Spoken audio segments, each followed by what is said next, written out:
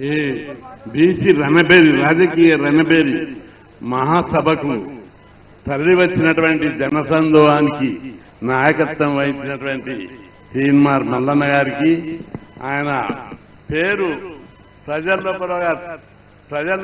నాయకుల గుండెల్లో పరిగెత్తుతుంది.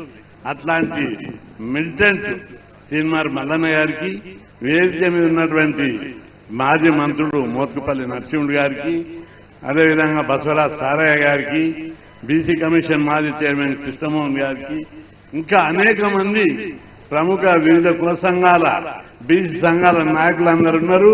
వారందరికీ పేరు పేరున నా యొక్క హృదయపూర్వక నమస్కారం. బీసీ ఉద్యమం అంటే ఏదో అలాల్ తప్ప ఉద్యమం కాదు, మన బతుకులను మార్చేటటువంటి ఉద్యమం.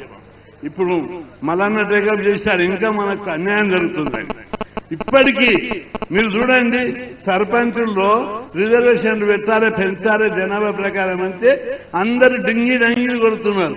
అరే మీరు మంత్రులైతారు, ముఖ్యమంత్రులు అవుతారు, పార్టీల నుంచి ప్రధానమంత్రులు అవుతారు, మా వాళ్ళు సర్పంచులు ఎంపీటీసీలు అయితే కూడా మీరు ఓర్వరా? బీసీ రిజర్వేషన్లను పెంచడానికి 42% రిజర్వేషన్లు పెంచకపోతే రాష్ట్రం పెద్ద ఎత్తున రణరంగం మారుస్తామని చెప్పి సందర్భంగా హెచ్చరిస్తున్నాను. ఏం తమాషా ఉందా?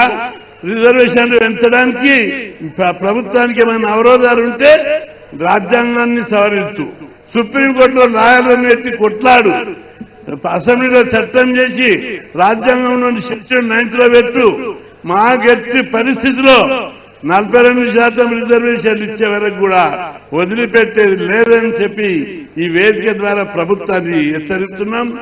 ఎందుకంటే ఇక్కడ వచ్చినటువంటి నాయకులందరినీ చూస్తుంటే అసెంబ్లీలో ఉన్న నాయకులు ఎమ్మెల్యేల కంటే మంచి కొడుతున్నారు. వీళ్ళంతా ఒక్కొక్క నడక, ఆవభావాలు, పర్సనాలిటీ చూస్తే అరే నా బ్రదర్స్ అంతా ఇట్లా ఒక్కొక్కరు మంత్రులు లేక ఎమ్మెల్యేలు లేక ఉన్నారు.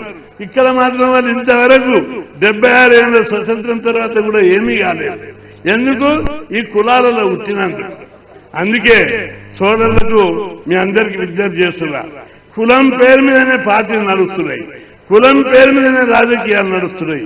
ఈ పేద కులాలలో పుట్టినందుకు మన అంగదొక్కుతున్నారు. అందుకే మనం అందరం బీసీలం విడిగా, నేను గౌడు, నేను కుర్మ యాదవ, నేను ముదిరాజ్, మున్నూరు కాపు, అట్లా కాదు, ఒకటే కులం బీసీ కులం. ప్రభుత్వమే పెట్టింది మనందరికీ. అందుకే సబ్కాస్ట్ చెప్పకుండా బీసీ ముస్లిం సోదరులు ఉన్నారు.